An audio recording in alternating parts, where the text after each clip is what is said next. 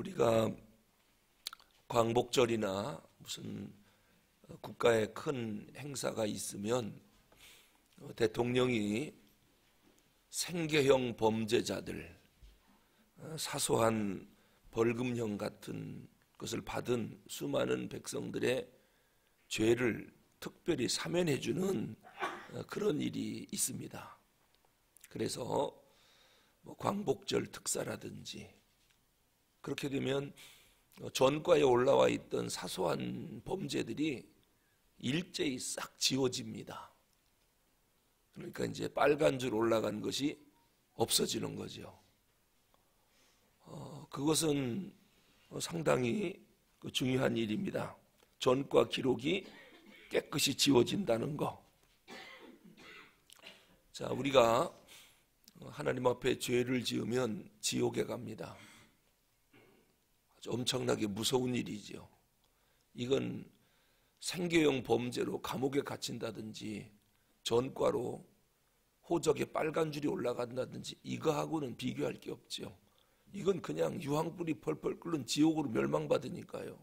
죄가 이렇게 무서운 건데, 만약에 이 죄를 싹 지워서 하나도 없게 만든다라고 하면 세상에 그것처럼 좋은 일이 어디 있을까요? 그래서 지옥 갈 사람이 지옥 안 가고 천당 가게 됐다. 세상에 이런 일이 있을 수 있습니까? 그런데 하나님은 모든 죄인의 죄를 이렇게 깨끗하게 지우실 수가 있습니다. 사소한 죄를 지은 사람들은 그냥 경찰서 유치장에 갇힙니다. 그런데 유명한 사람이 죄를 범하면 정치인이나 연예인이나 이런 사람들 죄를 범하면 슬그머니 유치장에 그냥 가두지 않지요. 포토라인에 세워갖고 기자들이 달려들어서 사진을 찍고 그 다음날 조간신문에 사진과 함께 대서특필합니다. 그러면 그 사람이 그동안 쌓았던 존경과 명성 하루아침에 땅에 떨어지지요. 사람들이 전부 손가락질하고 수군대고 한마디로 이제는 치욕의 나날을 보낼 수밖에 없습니다. 이제 그런 사람들이 하는 말이 뭡니까? 할 말이 없죠. 그냥 사회에 무리를 일으켜서 국민들께 죄송합니다. 이 말 이외에는 변명할 여지가 없는 것이죠. 이 죄를 진다는 것은 하루아침에 인생을 망가지게 만드는 참 무서운 일입니다. 그런데 하나님의 백성들이 무서운 죄를 지었을 때 우리 성도들에게는요, 놀라운 특권이 하나 있습니다. 그게 바로 뭐냐면 내가 죽을 죄를 져서 그것 때문에 지옥을 가게 됐는데도 어떤 특권이 있느냐? 하나님은 인자하시잖아요. 내가 이 죄를 졌는데 죄가 없는 것처럼 깨끗이 씻어주십시오. 이렇게 얘기하면, 이렇게 기도하면 하나님이 우리를 그 죄에서 건져줄 뿐만 아니라 지은 죄를 하나도 없게 만들어주겠다는 거예요. 이거 세상 사람들이 들으면 기절할 노릇입니다. 기독교인들은 자기들끼리 법을 만들어 놓고 하나님이 용서했네 안 했네. 여러분 밀양이라고 하는 영화 보셨죠? 그 주인공이 자기 아들 유괴범을 이제 붙잡아 감옥에 가 있지 않습니까? 근데 이 주인공이 아들을 잃고 나서 그 아픔에 누가 전도해갖고 교회를 다니게 된 거지요. 교회를 다니며 신앙생활 하다 보니까 아들을 죽인 죄인일지라도 용서해야 된다. 그것까지도 용서하라. 목사님 설교하니까 고통스러운 거죠. 지금 살인자가 감옥에 갇혀 있는데 저걸 내가 어떻게 용서하느냐는 거죠. 용서 못한다 하다가 결국은 그래 용서하자. 이게 기독교 사랑이라고 하니까. 그래서 유치장에 면회를 가지요. 아들을 죽인 살인범이 면회에 나와가지고 이제 이 사람이 뭐하라 용서하려고 간 거잖아요. 근데 용서하기도 전에 그 살인범이 뭐라고 말하느냐? 자기는 감옥에서 하나님 앞에 회개했기 때문에 죄를 깨끗이 용서받았다는 거예요. 당신 아들 죽인 죄 용서받아서 나 죄 없다는 거예요. 참 정신 돌을 일이지요. 자기가 할 말입니까 그게? 그래서 결국 용서 안 하고 와버려요. 그리고 도대체 기독교가 뭐냐는 거예요. 사람 다 죽여놓고 나 죄 없다, 하나님이 용서했다, 이게 기독교냐라는 거예요. 지금 기독교인들이 그런 짓 하고 다닌다는, 못된 짓은 다 해놓고 나 죄 없다, 하나님이 용서했다, 이렇게 하고 다닌다고 하면서 기독교를 비판하는 영화더라고요 그게. 그리고 참 우리를 많이 돌아보게 하는 그런 내용의 영화였어요.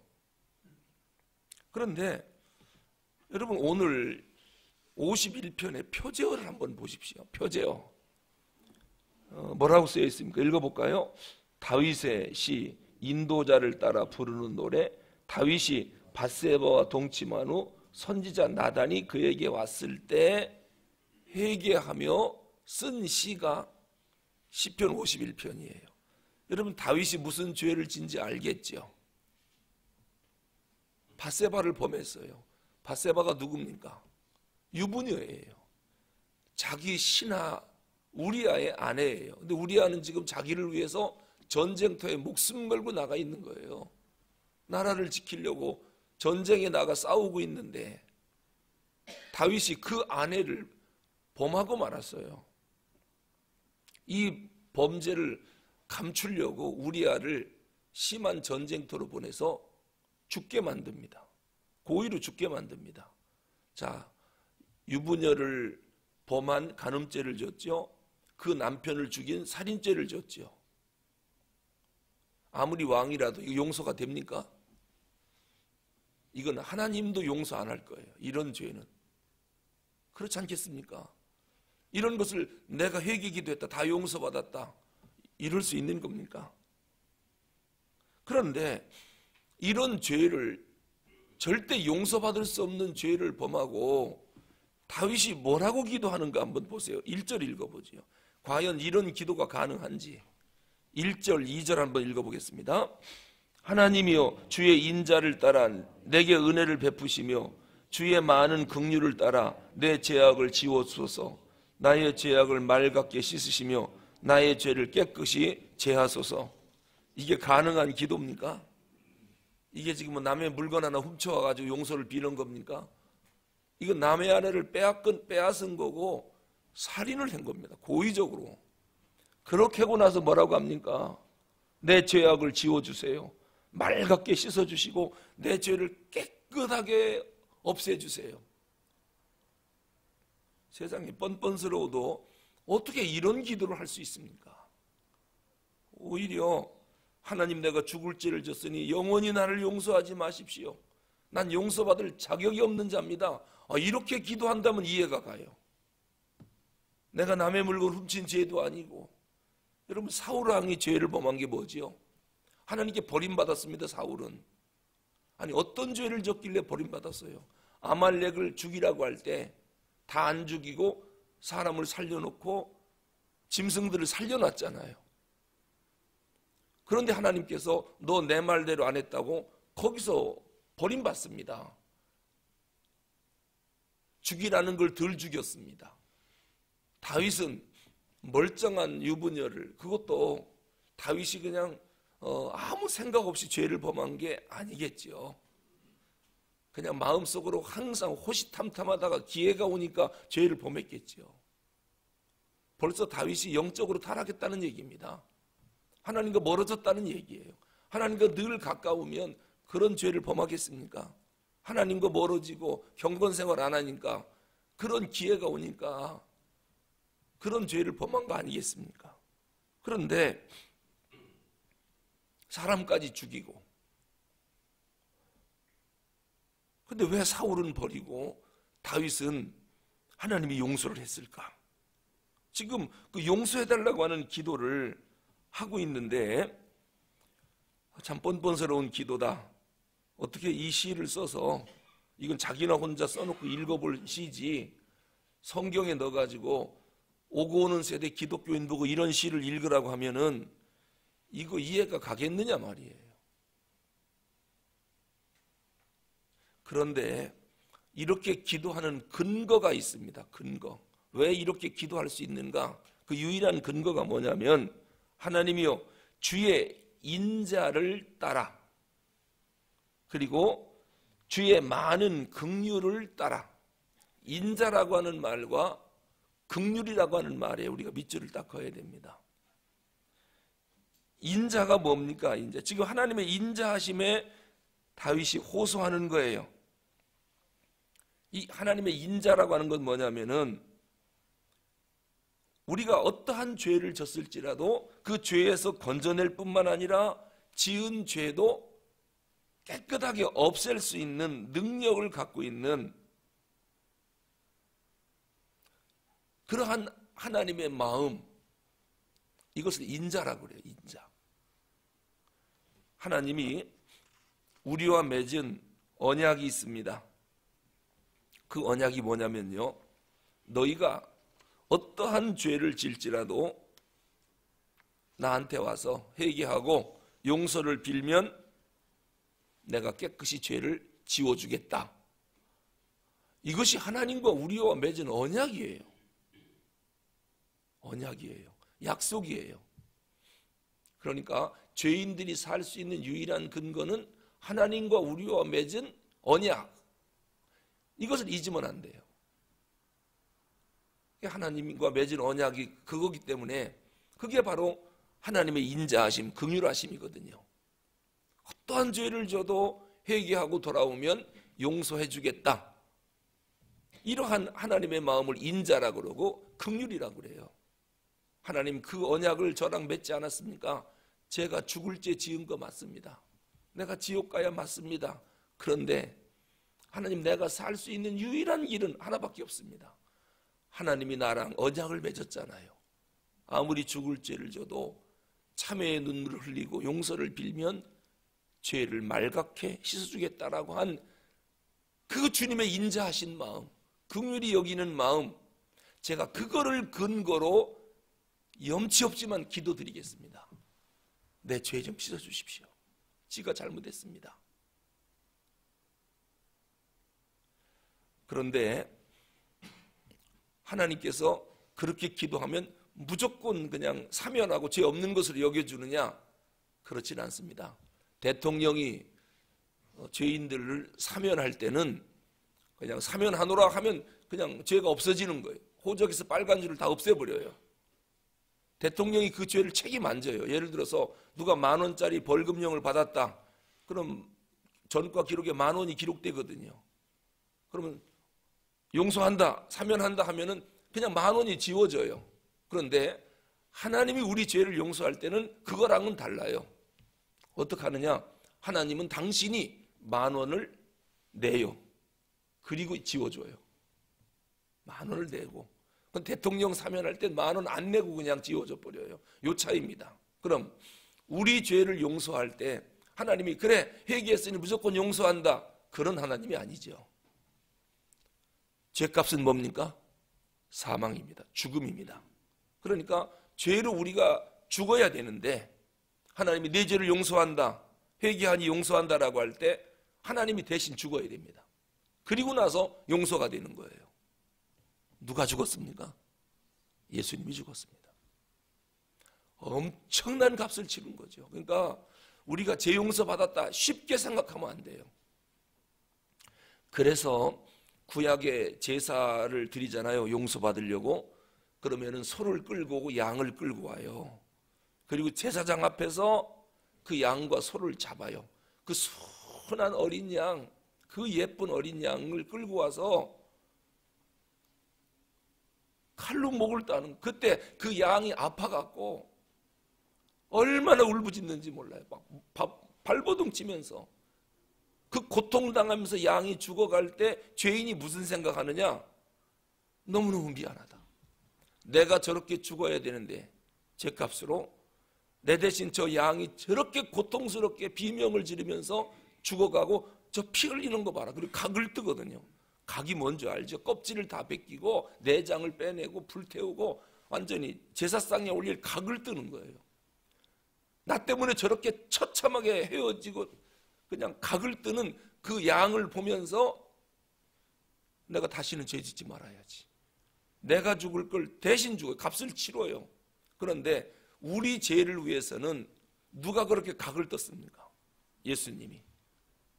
하나님이 공짜로 우리 용서해 주는 거 아니에요. 내가 너희들 용서해 줄게. 거기에는 뭐가 있느냐? 내가 내 죄를 위해서 대신 죽어줄게. 그러니 너는 살았다. 이게 기독교예요. 그러니까 밀양에서 그 범죄인이 뭐라고 얘기해야 됩니까? 부인 정말 제 몸을 발기발기 찢어서 저를 죽여도 제 죄가 용서가 안 됩니다. 저 용서하지 마십시오. 내가 너무 고통스럽습니다. 이렇게 얘기했어야 돼요. 그러나 마음속으로는 내가 이렇게 고통스럽게 죽어야 하고 죄값을 치러야 하는데 지금 예수님이 고통을 당하고 저렇게 찢어졌습니다. 예수님이 지금 저렇게 값을 치르고 있으니 내가 이제 난 살아도 산 게 아닙니다. 왜요? 예수님을 죽인 죄인이니까. 주님이 대신 죽으셔서 내가 살긴 살았지만 지옥은 안 가지만 나 때문에 주님이 당한 고통을 생각하면 나는 사람도 아닙니다. 부인, 나 용서하지 마십시오. 이럴 때 그 부인이 기독교라는 게 바로 그런 거로구나. 예수님이 모든 책임을 지고 이게 특별 사면이라고 해서 무조건 죄를 없애주는 게 아니라 반드시 그것보다 훨씬 놀라운 값을 치르는 종교로구나. 이렇게까지 그 영화를 만들었어야 되는데 우리가 너무 값싼 회개를 한다는 거예요. 값싼 회개. 못된 짓 저지르고 와서 남의 마음에 아픔을 다 주고 와서 하나님 지가 몰라서 그랬습니다. 용서해 주십시오. 그게 용서가 됩니까? 지가 실수했습니다. 하나님 잘못했습니다. 죄 좀 씻어 주십시오. 그게 씻어집니까? 누군가 거기에 대해서 죽어야 되거든요. 남의 마음을 아프게 한 만큼 자기가 그 대가를 치러야 되거든요. 근데 대가는 안 치르고 말로만 용서해 주십시오, 용서해 주십시오. 이게 용서가 되는 게 아닙니다. 그럼 회개보다 쉬운 게 없죠. 남의 물건 다 훔쳐서 다 쓰고 하나님 죄송합니다, 용서해 주십시오. 용서가 됩니까 그게? 거기에 상응하는 4배, 토색한 거 있으면 4배를 갚아야 되고 거기에 따라 갚지 않으면 용서가 안 되는 건데 사람을 죽인 것은 어떻게 해야 됩니까? 살려놔야 용서가 되거든요. 사람 죽인 게 살릴 수 있습니까? 살릴 수 없습니다. 그래서 살인죄가 무서운 거예요. 도둑질한 거는 손해배상하고 2배, 4배로 이자까지 갚아주면 그래도 용서가 돼요. 근데 사람 죽인 거는 살려놔야 되는데 살릴 수가 없으니까 살인죄는 무서운 죄거든요. 용서가 안 되는 거죠. 그런데 오늘 예수님이 우리와 맺은 언약이 있어요. 하나님이 우리와 맺은 언약이 뭐냐? 네가 어떠한 죄를 졌을지라도 참회하고 용서를 빌면 내가 대신 죽을게. 그리고 너 살려줄게. 이게 하나님과 맺은 우리의 언약이에요. 그게 바로 뭐냐? 하나님의 인자, 하나님의 긍휼이에요. 그러니까 우리가 회개할 때 잊지 말아야 될 2 단어, 하나님의 인자하심에 따라, 하나님의 긍휼에 따라 내가 끔찍한 죄를 졌지만 용서해 주십시오. 이 말은 하나님 내 대신 예수님 한 번 더 죽이시지요. 내 대신 예수님을 한 번 더 십자가에 매달아 죽이고 나 좀 한번 살려주시지요. 이 뻔뻔스러운 기도라는 거예요. 그래도 우리가 그렇게 해야 살 수 있고 하나님은 그렇게 하랍니다. 예수님을 또 죽일 수 있으니까. 그만큼 하나님의 인자하심이 크다는 거예요. 이해가 안 가요. 어떤 때는 하나님이 우리를 사랑한다는 게 너무 무서워요. 여러분 만약에 여러분 그 가정에 나쁜 짓을 한 사람이 있어요. 죄를 졌어요. 그 사람이 나를 좀 용서해 주십시오. 내가 죽을 죄를 졌습니다. 죄를 갚을 길이 없습니다. 그랬더니 뭐라고 용서해 주느냐? 걱정하지 마세요. 당신이 우리 가정에 나쁜 짓을 했는데 그 죄값을 아들아 이리 나와라. 외아들을 끌어다 놓고 당신 죄 대신 내 아들을 죽일게요. 거기서 죽여버려요. 그리고 됐습니다. 당신이 죽을 죄를 내 아들을 죽였으니까 당신 용서됐으니 가십시오. 이게 가능하겠습니까? 하나님이 그렇게 하셨다는 거예요. 왜요? 죄인을 보통 사랑한 게 아니에요. 자기 아들을 십자가에 처절하게 죽이면서까지 우리를 살려놓은 거예요. 이러니 하나님의 사랑이 얼마나 큰, 우리를 얼마나 사랑했으면 이게 가능하겠습니까? 나에게 잘못한 이웃집 청년을 내가 얼마나 사랑해야 내 외아들을 끌어다가 죽이겠습니까? 이 살리려고. 참 무서운 사랑이지요. 그렇기 때문에 하나님의 사랑의 배신은 하나님이 엄청나게 큰 죄로 여기는 거예요. 왜? 내 아들까지 죽였는데 네가 또 나를 배신해. 이제는 용서가 안 되는 겁니다. 그렇게 사랑했는데 나를 배신할 수 있느냐? 오늘 우리가 하나님 앞에 죄를 용서해달라고 구할 수 있는 유일한 근거가 하나님과 맺은 언약. 근데 그 언약이 하나님의 인자와 긍휼을 근거로 우리에게 맺은 것이다. 그래서 다윗이 하나님의 인자와 긍휼을 근거로 하나님 내 죄 좀 용서해 주십시오. 이렇게 기도할 수가 있는 것입니다. 오늘 하나님의 측량할 수 없는 사랑, 그 인자한 마음을 근거로 회개하시고 두 번 다시 죄를 지으면 안 되겠죠. 왜냐하면 또 예수님을 죽이는 일이 되니까. 예수님을 또 고통에 빠뜨리면 되겠습니까? 기도하겠습니다. 하나님 아버지, 오늘 다윗이 용서받을 수 없는 죄를 짓고 어쩌면 이렇게 하나님 내 죄가 없는 것으로 깨끗이 씻어주십시오 뻔뻔스러운 기도를 할 수가 있었습니까? 다윗이 너무너무 고통스러웠지만 하나님과 언약 맺기를 네가 참회의 눈물을 흘리고 회개하면 그 죄를 용서해 주는데 네가 죽어야 할 걸 내가 대신 죽겠다. 내가 죽고 너를 용서해 주겠다. 이것이 하나님과 우리와 맺은 언약이요 사랑이라는 것을 잊지 않게 해주시고 우리가 구원받은 유일한 근거는 예수님의 죽음 때문입니다. 내 죄값을 예수님이 대신 치러서 내가 다시 살게 됐다는 것을 기억하고 내가 또 죄를 지으면 예수님을 또 고통 속에 몰아낸다는 것을 한시도 잊지 않게 해주시옵소서.